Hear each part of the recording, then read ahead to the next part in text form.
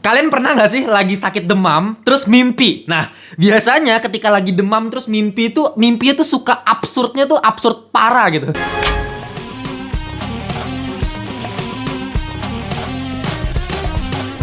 Caramelizes down.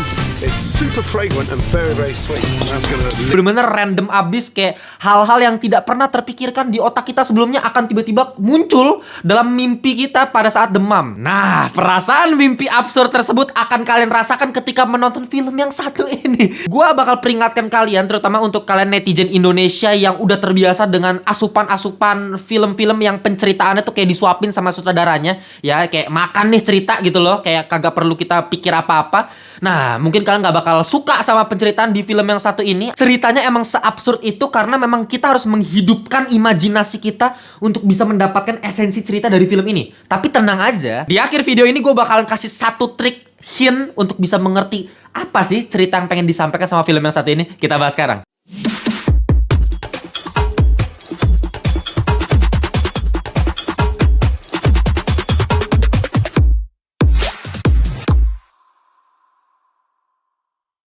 Welcome back to Ngalantur Indonesia. Skui nonton, skip, lon. Jangan lupa kalian semua, kita kembali lagi di segmen review. Dan review yang gue buat selalu non-spoiler, jadi kalian terbebas. Kalau misalnya mau nonton film apapun itu, mending cek Ngalantur dulu ya, buat dapetin review singkat mengenai filmnya apakah sebagus itu tanpa kalian dapet spoilernya. Oke, ya, film yang bakal kita bahas kali ini berjudul Possession, Kerasukan.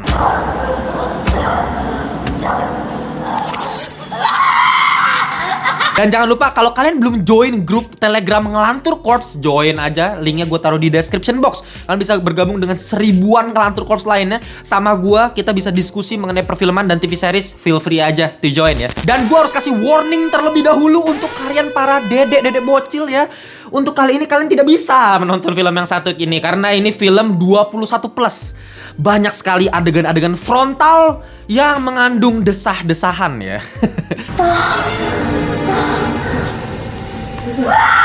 Jadi memang ini tidak layak untuk ditonton untuk kalian yang masih kecil. Cuman ya, kalian bisa nonton review gue, karena review gue ya bisa gue bilang tergolong cukup aman untuk kalian tonton, untuk bisa mengetahui ya ini film yang cukup bagus atau enggak untuk kategori film horor Indonesia. Oke, kalau misalnya kalian familiar sama judul dari film ini, Possession, ini sebenarnya memang remake dari film Prancis pada tahun 1981. Judulnya sama tuh, Possession. Itu terkenal banget waktu itu, gila, memang creepy sekali, bener-bener sama ya, absurd, tapi emang nyeremin banget itu film gitu. Nah, ini sekarang dibuat versi lokalnya dengan ala-ala kearifan lokal. Jadi ini memang tugasnya Mbak Lele Laila sebagai penulis skenario dari film yang satu ini untuk mewujudkan, menginterpretasi gitu ya, dari yang kesannya Eropa sekali jadi lebih ke Indonesia lah. Memang setannya juga diganti, monsternya diganti, tapi memang ceritanya masih sama lah, kurang lebih gitu ya. Kalau misal kalian nanya sama gue, Bang, gue perlu nonton film originalnya dulu nggak nih, yang versi Prancisnya dulu nggak nih? Ya sebenarnya nggak usah nonton film itunya sih. Ya gue kali ini juga bakal nge-review dari kacamata penonton awam, karena gue yakin kebanyakan dari kalian belum nonton kan film Possession. Udah pasti lah ya, apalagi film Eropa, mana nonton kalian ya. Jadi ya gue bakal pakai kacamata audiens awam yang baru pertama kali nonton film ini untuk menilai gitu. Ini film yang bagus gak sih untuk film horor Indonesia? Film ini disutradarai sama Bang Robi Ertanto. Nah, menceritakan seorang suami bernama Faris yang diperankan sama Darius Sinathrya. Yang diceritakan di sini dia tuh baru pulang dari tugasnya sebagai TNI, dan ketika dia baru pulang, dia disambut dengan istrinya sama anaknya. Tapi alih-alih mendapatkan kesenangan bersama istrinya yang sudah lama dia nggak temuin, yang dia dapatkan malah surat perceraian dari istrinya. Dan dia cukup kaget ya, karena loh kenapa tiba-tiba istrinya mau cerai. Dan akhirnya dia menginvestigasi, bahkan dia memata-matai istrinya. Sebenarnya apa yang terjadi sih sama istrinya, kenapa dia tiba-tiba mau cerai gitu. Apakah istrinya selingkuh? Pasti dugaan pertamanya itu gitu. Makanya ketika dia memata-matai, menginvestigasi, awalnya dia kira selingkuh, tapi yang dia dapatkan lebih dari selingkuh, yaitu sebuah hal yang sangat menyeramkan sekali. Dan ini berhubungan dengan supranatural. Pada awalnya kita mikir supranatural. Oke, singkatnya kalau misal kalian nanya nih ya, pasti banyak yang nanya sama gue, lebih serem mana bang? Versi originalnya yang versi Prancis atau versi Indonesia? Kalau buat gue sendiri, masih jauh lebih serem yang versi Prancis ya. Itu creepy banget sumpah. Itu kalau lu lihat adegan kayak scene di tunnel yang dia kerasukan ceweknya, itu buset. Sumpah itu lu bisa merinding sendiri. Lu apalagi nonton malam-malam jam 1 subuh gitu nontonin.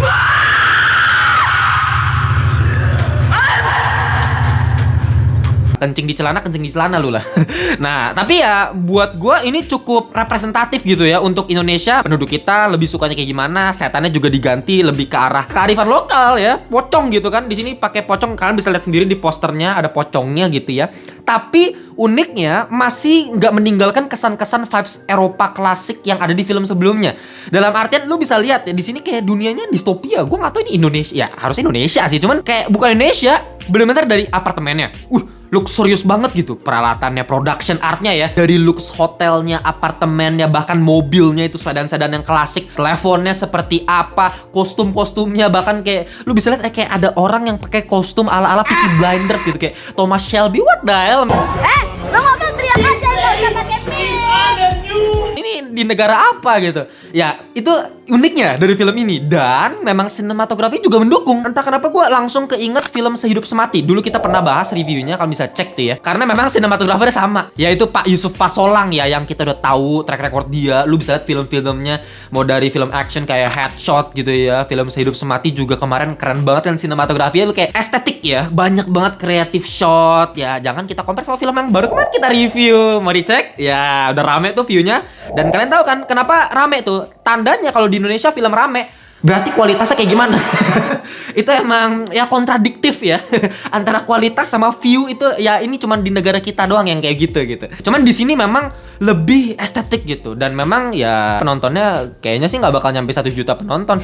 Gak tau feeling gue ya. Ya film-film yang kayak gini nih justru yang estetik kayak gini, yang berseni gitu, yang kayak nggak tahu kenapa orang Indonesia nggak suka gitu.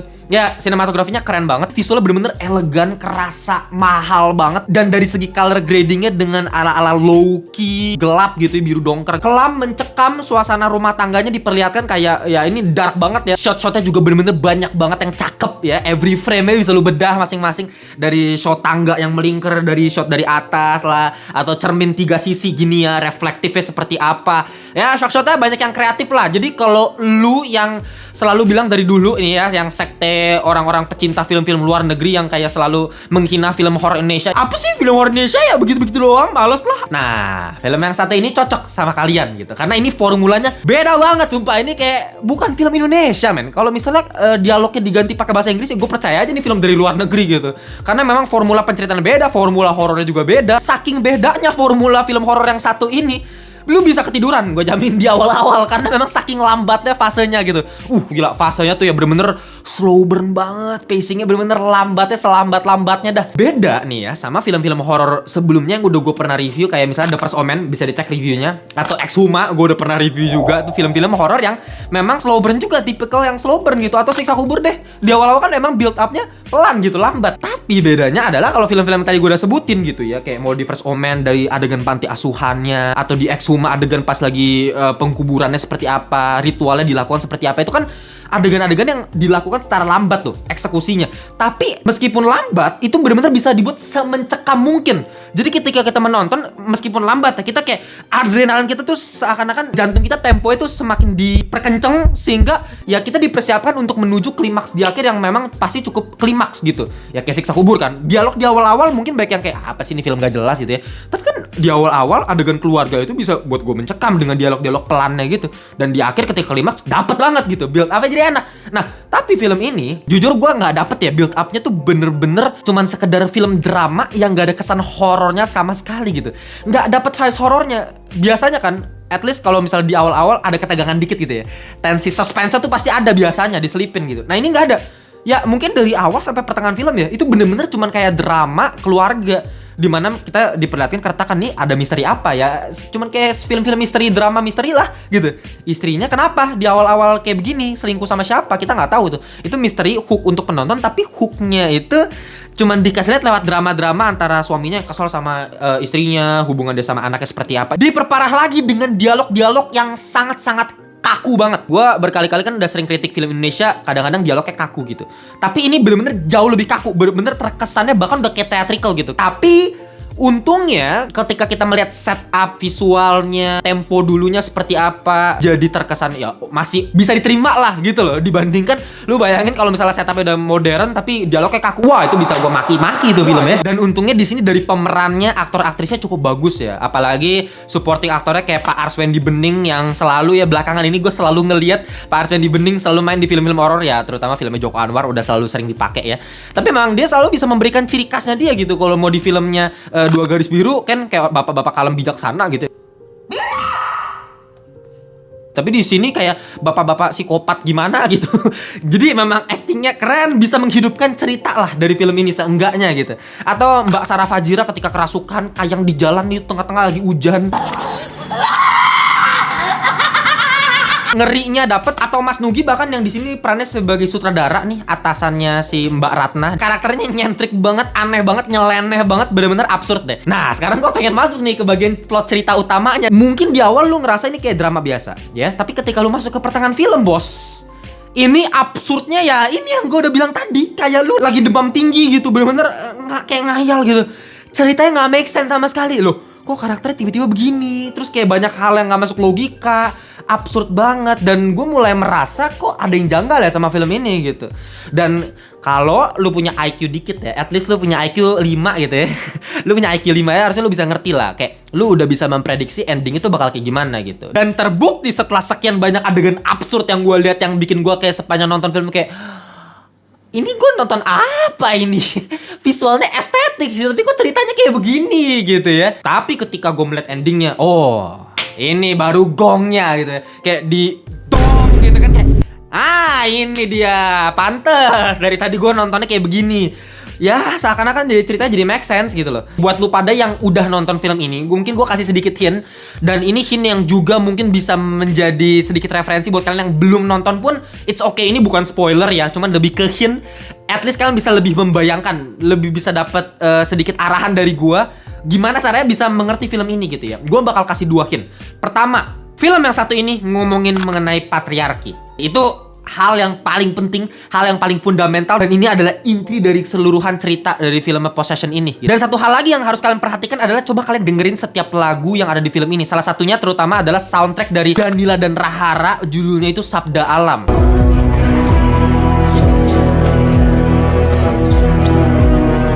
Lu perhatikan setiap liriknya, terutama di ending film, liriknya itu kayak dikasih lihat di layar, lu coba tangkap secara detail liriknya, maknanya tuh apa. Karena itu udah bener-bener mereferensi apa maknanya dari film ini sebenarnya itu, yaitu mengenai patriarki tadi. Nah, hint kedua, meskipun di film ini nanti kalian bakal melihat berbagai macam penampakan yang mungkin cukup mengerikan buat kalian yang takut sama setannya, yaitu pocongnya. Coba setelah menonton film ini, kalian bayangkan film ini satu keseluruhan filmnya ya, tapi tanpa setan di dalamnya.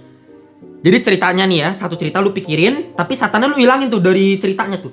Nah, itu hint yang menurut gue penting banget untuk film ini. Jadi ya, mungkin gue kasih sedikit kesimpulan untuk bisa memaknai film ini. Ini film yang benar-benar melawan formula-formula film horor yang udah ada sejak zaman dahulu kala di film-filman Indonesia ya. Makanya gue cukup yakin banyak netizen Indonesia yang bakal konslet otaknya, dalam artian gak bakal bisa mengerti dan mungkin gak bakal suka sama film ini karena membutuhkan imajinasi. Jadi lu harus hidupin imajinasi lu, barulah esensi dari film ini lu bisa tangkep. Tapi meskipun ini filmnya terkesan filosofis, kayak banyak hal yang simbolis, banyak hal yang metaphorical gitu ya, tapi memang secara setan-setan itu banyak yang ditampilkan secara belak-belakan juga. Nah ini uniknya. Biasanya kan kalau film yang psikologis, yang metaphorical gitu ya, ya udah setannya tuh kayak bener-bener dihilangin, kayak dikesampingin gitu. Nah ini film meskipun psikologis, tapi setannya juga bener-bener banyak banget ditampilin. Bahkan jump scare-nya tuh cukup repetitif. Nah ini juga yang gue sayangin ya. Kenapa kayak bener-bener setannya tuh kayak sering banget gitu jump scare, jeng jeng jeng, lama-lama gue udah nggak kaget lagi gitu, lama-lama udah gue nggak takut lagi. Ya sekali ada lah yang bikin gue kayak anjir gitu kan,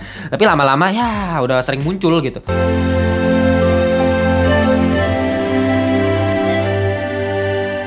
Cuma ya lagi-lagi ya, gue bisa mengerti kita harus menyesuaikan dengan pasar kita gitu. Kalau tidak ada sama sekali, gue bayangin ya, kalau misalnya setannya bener-bener dihilangin, bener-bener kayak pure film psikologis dong, wah buset dah, ini kayak 100.000 aja nggak nyampe kali yang nonton gitu, kayak kayak orang males banget nonton film ini. Tapi ya untungnya ya balance lah. Jadi untuk kalian yang butuh film jump scare ya ada di sini, tapi untuk kalian butuh film yang beda dari film horor Indonesia lainnya, ya ini film yang cocok buat kalian. Jadi untuk akhir kata gue bakal kasih final score 6,5 9,8/10 alias kurang. Sebenarnya udah mendekati ke arah mediocre. Jadi untuk film Indonesia termasuk tergolong oke lah. Dan memang ya ini agak ngecit juga karena memang diadaptasi dari film-film yang udah sukses gitu. Memang IP udah bagus. Jadi makanya ya ratingnya udah bisa cukup tinggi. Tapi memang ya cukup oke lah untuk film Indonesia bisa buat kayak gini, keren banget. Kalau kalian punya pendapat yang berbeda seputar film Possession Kerasukan, kalian bisa tulis di kolom komentar biar kita bisa debat, ada argumentasi yang bertolak belakang, ada dialektik yang terjadi. Gitu aja. Kalau kalian belum join membership community biar dapetin buku yang gua desain secara pribadi, ini buku 30 tokoh film dan TV series jika ada di Indonesia. Ya, semua Hokage lo dari Hashirama nih, Hokage pertama, ya, Tobirama, Hokage kedua, semuanya gua persepsikan sebagai presiden di Indonesia ya.